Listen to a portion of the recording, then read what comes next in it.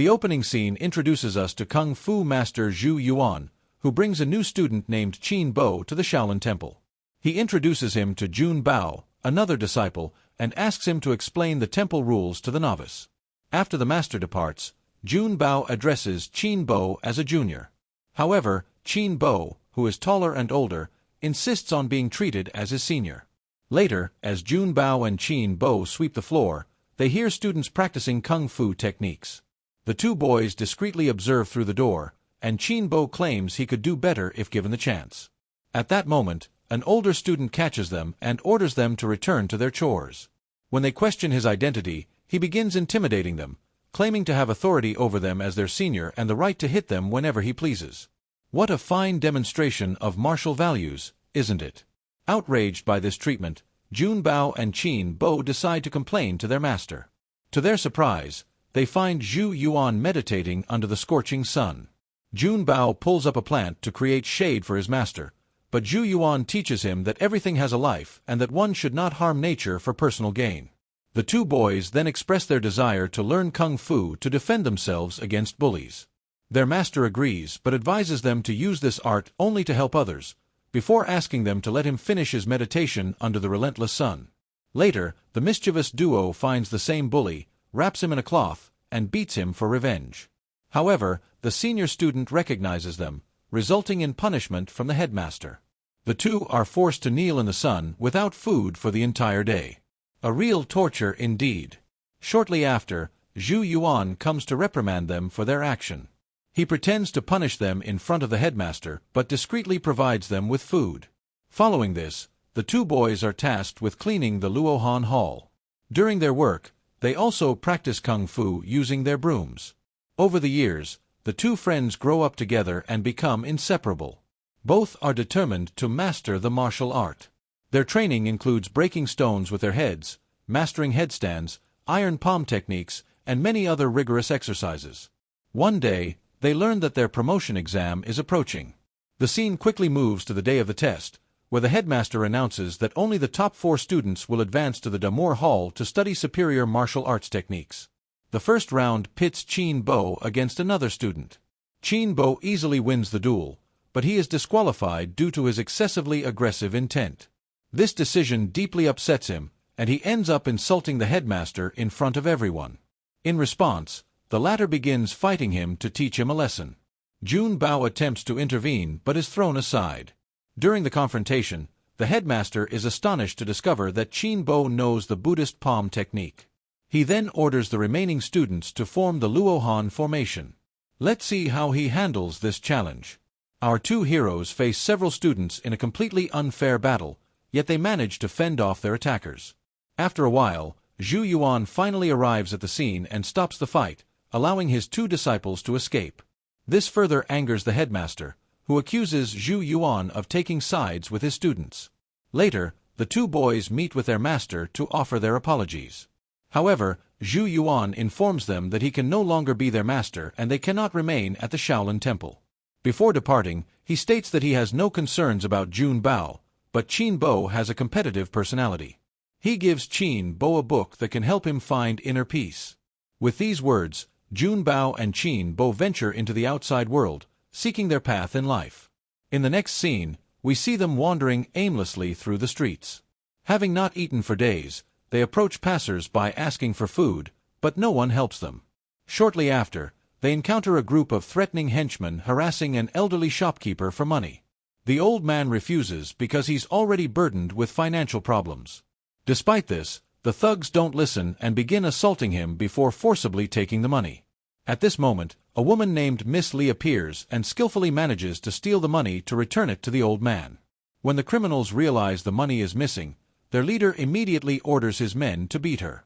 A brawl ensues, and to everyone's surprise, Li seems to possess good martial arts skills. She initially takes down a few men but is quickly overwhelmed by the rest of the group. Jun Bao and Qin Bo, who are observing the scene from a distance, finally decide to help her. With their impressive kung fu moves, they fight the thugs, impressing the onlookers. But when they notice additional reinforcements arriving, the trio chooses to flee. They quickly disguise themselves with fake wigs and altered clothing, allowing them to escape their pursuers. Later, as the three walk through the bustling streets, people suddenly begin to make way. It turns out that Governor Lu Jin is passing through town. Seeing this procession, Qin Bo expresses his desire to be as rich and powerful as the governor. However, Miss Li warns him that the governor has the heart of a viper, having taken the lives of many people. After this, Miss Li leads the two brothers to a restaurant for a meal. While they eat, they are captivated by the melodious music played by a woman named Siu Lin. It turns out that Siu Lin is searching for her husband, who has been missing for days, with no one to support her. She makes a living by playing the sanxian, a traditional stringed instrument. Meanwhile, it's obvious that Qin Bo is developing feelings for Miss Li, as he can't help but gaze at her. Perhaps he's confusing these feelings with something else. Shortly after, Lu Jin's sister enters the restaurant with her new boyfriend, who turns out to be Siu Lin's missing husband. This revelation enrages Siu Lin, who engages in a fight with the governor's sister. After a long battle, she gains the upper hand, but her husband, eager to please his wealthy new wife, hits Siu Lin on the head with a stool. This prompts Jun Bao to intervene. He confronts some of the governor's sister's bodyguards before escaping with his group. Following this, the four arrive at a hotel where they decide to spend the night. At midnight, Jun Bao and Qin Bo notice a group of rebels who have stolen 300 taels of gold from Lu Jin. The next day, the two friends come up with an idea to make money. They announce to the villagers that anyone can hit them for a penny and promise to return 3 pennies if they cry out in pain. A man and his sons give them more than 100 pennies and begin beating them. These children will likely become rather unsavory individuals. However, Jun Bao and Qin Bo endure the blows without flinching. Shortly after, the governor's second-in-command approaches the duo, demanding a portion of their earnings as taxes. Jun Bao initially objects, but when the commander threatens them, Qin Bo reluctantly hands over the money. He then makes a fool of himself to impress the commander. Surprisingly, the plan works, and the commander offers him a position in the royal eunuch, where Lu Jin is recruiting new members. Qin Bo readily accepts, but Jun Bao hesitates. Eventually, he refuses, resulting in the separation of the two best friends. In the days that follow, Jun Bao begins living at the restaurant with Miss Li, Siu Lin, and other rebels. A few days later, Lu Jin's thugs show up at the restaurant to collect illegal taxes, which seem to have increased due to the governor's greedy nature. However, Jun Bao and the rebels refuse to pay. This irritates the thugs, who then launch an attack against them. A fierce battle ensues, but Jun Bao's group dominates the assailants one by one. Despite this, one of the men manages to escape to alert Lu Jin. Jun Bao attempts to pursue him on horseback, but his inexperience with riding causes him difficulty. At this moment, Qin Bo, now a soldier in the royal army, arrives on the scene and kills the escaping man. The two friends then reunite and exchange stories about their divergent lifestyles. Before departing, Qin Bo warns Jun Bao about the rebels, as they might get him into trouble. The scene then cuts to a competition being hosted at the royal barracks. It is revealed that the person demonstrating the most exceptional martial prowess will be chosen as the general. The contest begins, and a talented man consistently defeats all the soldiers presented before him. He then challenges anyone to a duel. Qin Bo seizes this opportunity and engages in the fight. To everyone's surprise, he easily defeats his opponent and continues to take down other challengers. Eventually, the competition ends, but it is revealed that Qin Bo has exceeded his rank, leading to his disqualification as a soldier. The following day, Qin Bo shows up at the restaurant with shocking news. He informs Jun Bao and the rebels that Lu Jin has discovered the killings and has dispatched troops to arrest them. This worries the group, prompting them to pack their belongings and immediately evacuate the restaurant. However, the restaurant owner is not so fortunate, as he is captured and ruthlessly killed by Lu Jin. Later, Qin Bo, Jun Bao, and their companions decide to assassinate Lu Jin to end the ongoing conflict. Qin Bo points out that the majority of the soldiers will be away for training in a few days, making it an opportune moment to carry out their assassination plan. 2 days later, Jun Bao and Siu Lin gather the local rebels and head to Lu Jin's barracks. They discreetly make their way through corridors but find themselves surrounded by soldiers. Here, it is revealed that Qin Bo has set a trap for the rebels, as well as his best friend, showing his loyalty to Lu Jin. Hundreds of soldiers then launch an assault. The rebels try their best to fight them off, but the soldiers kill them one after another. In the midst of this commotion, Qin Bo takes Miss Li to his study, as he wants her as his partner. Meanwhile, after a long and brutal fight, Jun Bao manages to escape the barracks with 3 other rebels.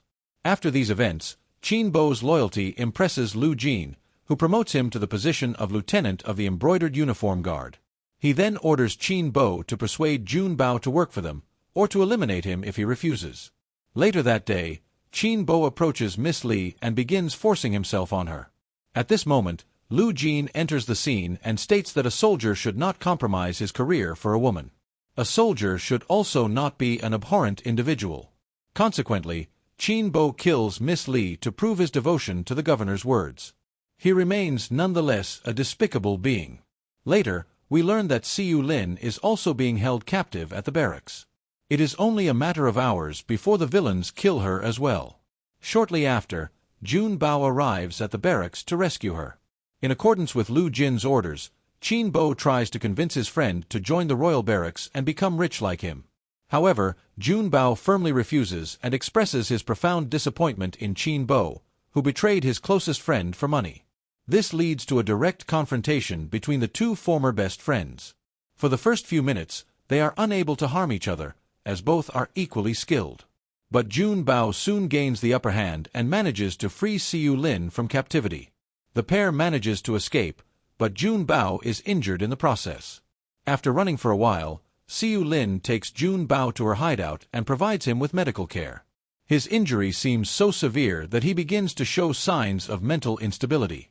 Nevertheless, Siu Lin dedicates day and night to his care, hoping for his eventual recovery. In the next scene, Qin Bo has all his soldiers practice rigorous kung fu training.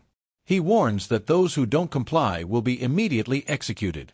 Additionally, he also provides Lu Jin with a report on the captured rebels and the substantial tax revenues collected.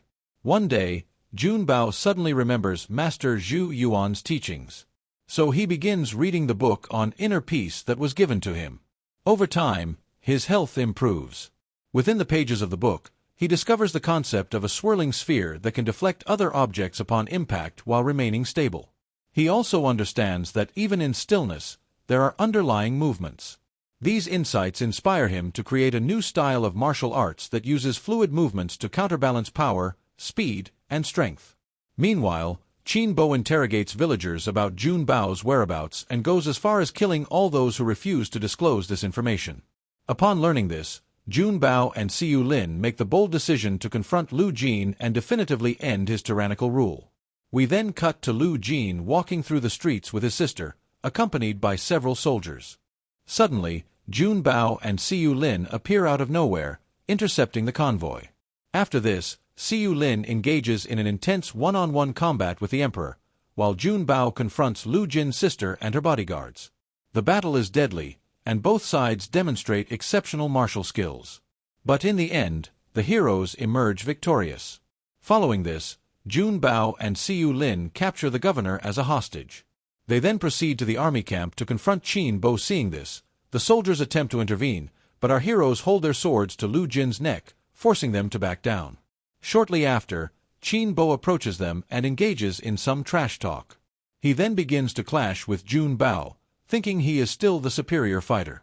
However, Jun Bao is now fighting using an unseen style, which he calls Tai Chi. He is able to deflect all attacks with ease. As Qin Bo nears defeat, he orders his soldiers to attack Jun Bao. However, Lu Jin, still held by Siu Lin, forbids them from intervening. This angers Qin Bo so much that he kills the governor in order to gain complete control over the troops surrounding them. But, to his surprise, they still refuse to obey him, as he has just betrayed their leader. The troops then stand down, leaving Qin Bo's fate in Jun Bao's hands. Now, with nowhere to go, Qin Bo pleads for mercy. But Jun Bao ultimately finishes him off, bringing all of this to an end. In the final scene, Jun Bao and Siu Lin part ways, and our hero returns Qin Bo's ashes to the Shaolin Temple. The movie ends as he establishes his own school in the Wudong Mountains and begins training as a Tai Chi Master.